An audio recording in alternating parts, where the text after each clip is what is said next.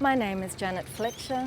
I'm Professor of Phonetics at the University of Melbourne, so I'm a member of the Melbourne team in the Centre of Excellence for the Dynamics of Language. I suppose for many years linguists and scholars have grappled with this notion of what is common across the world's languages.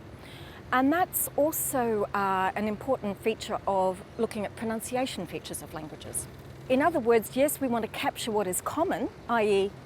feed into the universals debate, but we're also very much interested in knowing what is unique about not just the languages and varieties, but are there specific individual characteristics that we need to capture. I work largely on intonation, that is the tone of voice.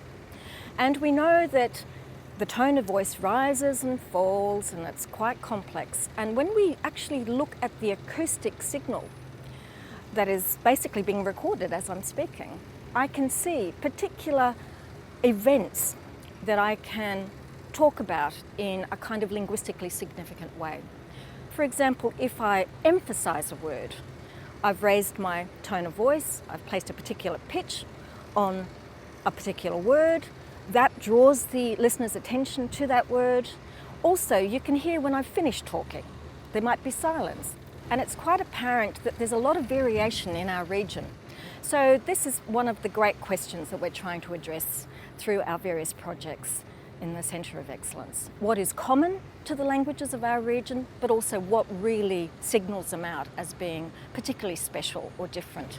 Our projects at the moment encompass a wide range of languages, including Australian Indigenous languages. We're also working on some languages of Vanuatu, a language in New Caledonia, and we've just commenced a new project looking at the languages of French Polynesia. In French Polynesia, we're finding that French is largely taken over in terms of the language that children are acquiring. There's a community still learning Tahitian, but it's the other languages, the languages spoken on the Marquesan Islands, for example, the languages spoken in the Austral Islands that are in danger of being lost.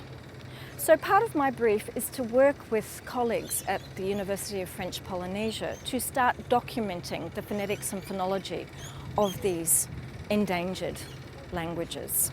These languages have thought to have had very simple sound systems, not a lot of consonant sounds, not a lot of vowel sounds relative to the Australian Indigenous languages. But of course, once you start looking more deeply at the sound systems of these languages, we're starting to find interesting features that have not been well described previously. So we're very, very excited about this new project, and we hope that some of the findings that we come up with through our project are going to help not just our linguist friends in University of French Polynesia, but also the speakers who are still the guardians of these local Polynesian languages.